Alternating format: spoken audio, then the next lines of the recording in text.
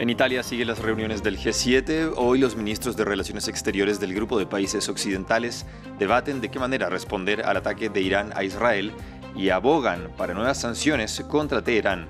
El apoyo a Ucrania también está en el centro de la agenda. Los líderes de los 27 países de la Unión Europea discuten este jueves en Bruselas la situación económica del bloque, que lleva más de un año sumida en un estancamiento por detrás de China y Estados Unidos. Un retraso que se siente también en temas estratégicos como la innovación o la inteligencia artificial.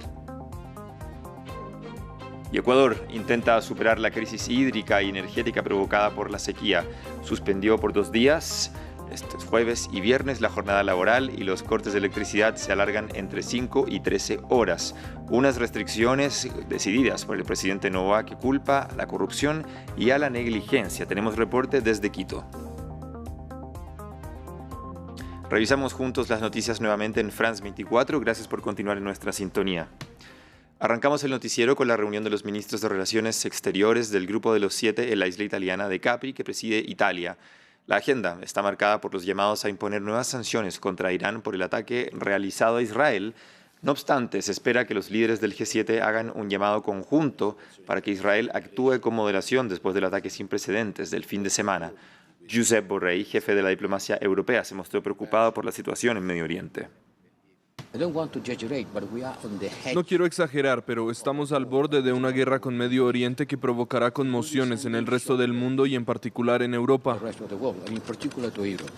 En tanto, en la cita también la guerra en Ucrania estuvo en el centro de la discusión. Los jefes de la diplomacia del G7 condenaron nuevamente a Rusia y reafirmaron la urgencia de ayudar a Ucrania para que pueda defenderse de los ataques rusos, mientras Kiev reclama desde hace meses más armamento. Escuchemos las declaraciones de Antony Blinken, secretario de Estado de Estados Unidos, y Dmytro Kuleba, ministro de Relaciones Exteriores ucraniano.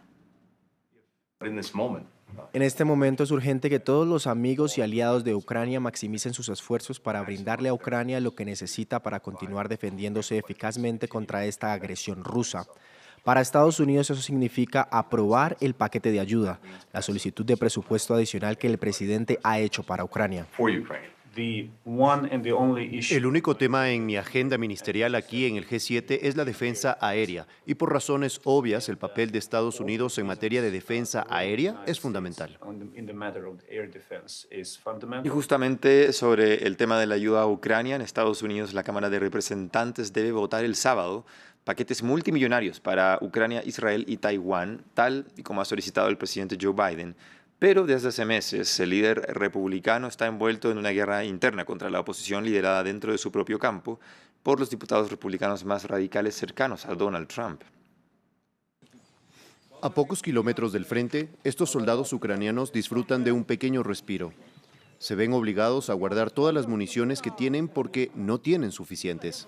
Su batalla contra las tropas rusas se libra en su propio terreno, pero también a miles de kilómetros en otro campo de operaciones, en Washington, en la Cámara de Representantes. Tras meses de bloqueo, este sábado se votarán los paquetes de ayuda económica y militar a Israel, Taiwán y Ucrania. Firmaré esta legislación inmediatamente para enviar un mensaje al mundo. Estamos con nuestros amigos y no dejaremos que Irán o Rusia ganen. Los textos prevén 26.000 millones de dólares de ayuda para Israel, varios miles de millones más para Taiwán y sobre todo 61.000 millones de dólares de ayuda, principalmente militar, para Ucrania. No es exagerado decir que cada día cuenta. El Congreso debe actuar esta semana para ayudar a Ucrania e Israel a defenderse de Vladimir Putin, Rusia y el régimen iraní. El Congreso debe actuar.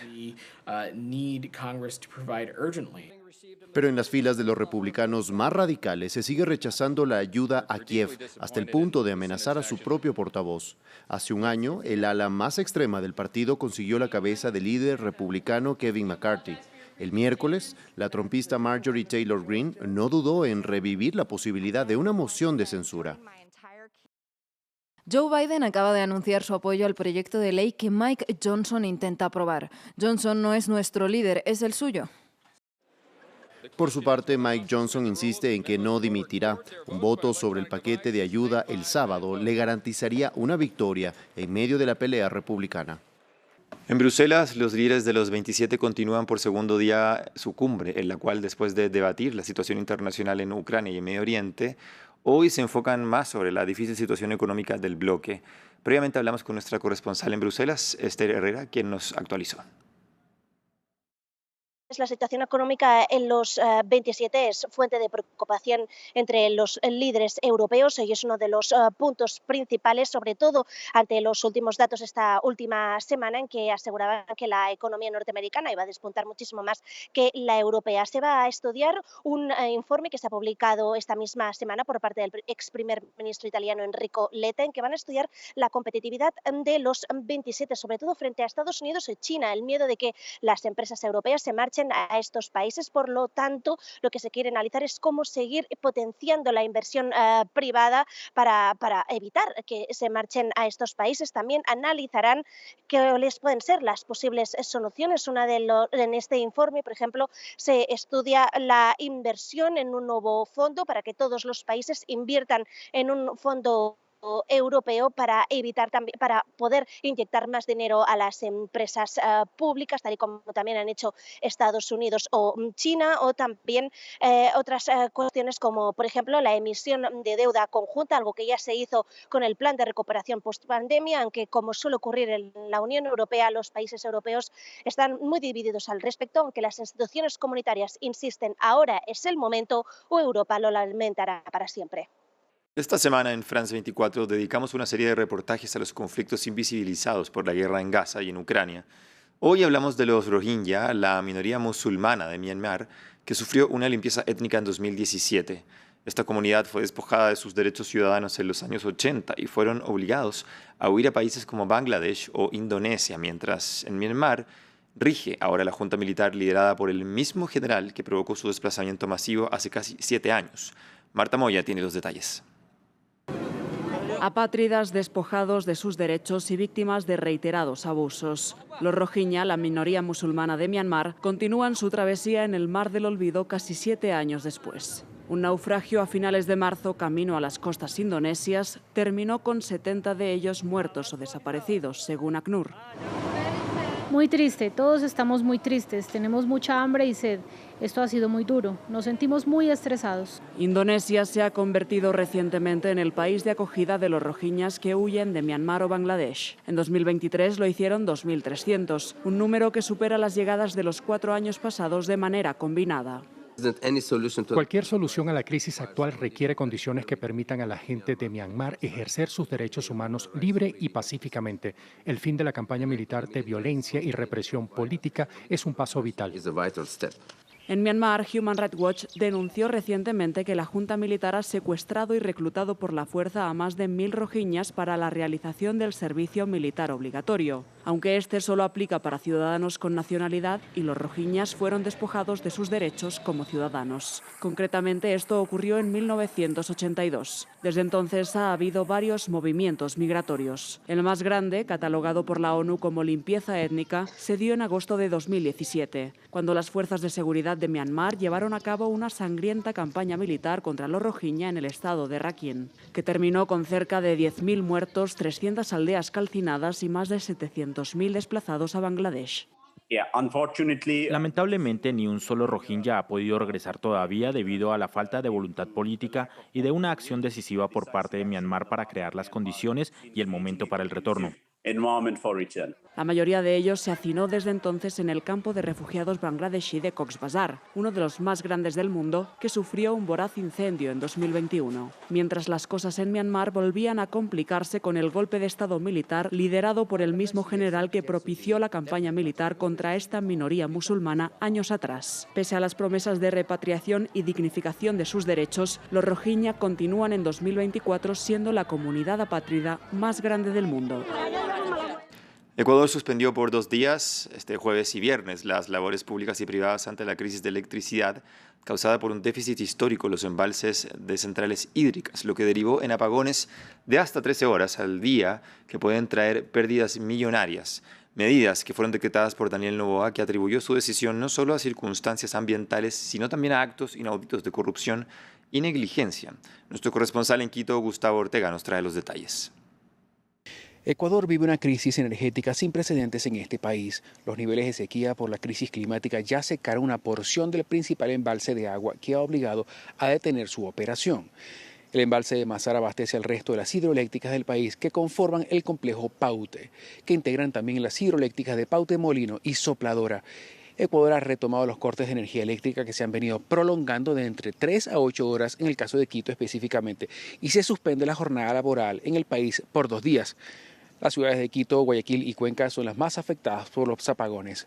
Pero el gobierno insiste que se trata de un supuesto saboteo a propósito de la consulta popular que se realizará el 21 de abril en Ecuador. A través de un comunicado, la Presidencia de la República aseguró que se ha realizado una investigación preliminar donde aseguran que 22 colaboradores del gobierno son investigados por ocultar intencionalmente información crucial para el funcionamiento del sistema eléctrico. La ex titular de Energía Eléctrica, gerentes, asesores y el sector supuestamente ocultaron información de manera intencional para afectar al país por afiliaciones políticas, asegura el comunicado. Según el gobierno ecuatoriano, las ex ahora autoridades del sector enérgico suprimieron, deshicieron advertencias y alertas al Comité de Crisis Energética con el propósito de que no se conociera información para tomar decisiones. El gobierno anunció que no prevé apagones para los días de la votación y el Consejo Popular Electoral descarta aplazar la consulta popular, iniciando el voto de los privados de libertad sin sentencia el 18 de abril y voto en casa para las personas con discapacidad el día viernes 19 de abril. El comercio, la industria y la vida cotidiana se paralizan ante la emergencia eléctrica que espera cada día conocer a diario los cortes de energía para intentar planificar así sus actividades. El próximo 5 de mayo, los panameños elegirán en una sola vuelta a su próximo presidente. 6 de los 8 candidatos participaron en el último debate presidencial del Istmo. El favorito de las encuestas y heredero político de Ricardo Martinelli, inhabilitado e imputado por el blanqueo de capitales, no participó. Y tampoco lo hizo el actual vicepresidente y candidato del PRD y de Molirena, José Gabriel Carrizo. La corrupción, el empleo y la sostenibilidad fueron algunos de los temas centrales del debate. El informe lo trae Samuel Salgado. Decidió no asistir a ese debate. 2 atriles vacíos en el tercer y último debate. Carrizo, que tampoco asistió al debate por voluntad propia. José Raúl Mulino, candidato sustituto del expresidente inhabilitado Ricardo Martinelli, y el oficialista y actual vicepresidente José Gabriel Carrizo no asistieron al encuentro. Carrizo condicionó su participación a la ausencia de Mulino, quien encabeza las encuestas y no asistió a ninguno de los debates presidenciales. El oficialista Carrizo fue criticado por la candidata conservadora Zulay Rodríguez. Carrizo, cobarde que no vino hoy. La corrupción y la crisis de institucionalidad fue el eje más crítico del debate.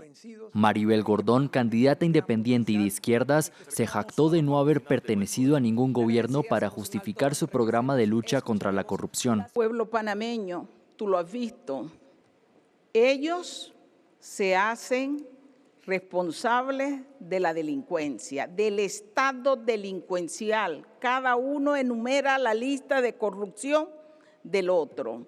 Por su parte, el candidato Martín Torrijos, expresidente e hijo del dictador que negoció con Estados Unidos la cesión del Canal de Panamá, apuntó al sector eléctrico y a la Asamblea Nacional como los principales culpables de la corrupción. El empleo en un país próspero pero desigual, con una pobreza del 12,9% en 2023, también se debatió, así como el precario acceso al agua y la sostenibilidad luego de multitudinarias marchas en noviembre contra la explotación minera. Llegamos al final de este bloque de noticias. Continúa en France 24, ya regresamos con más informaciones.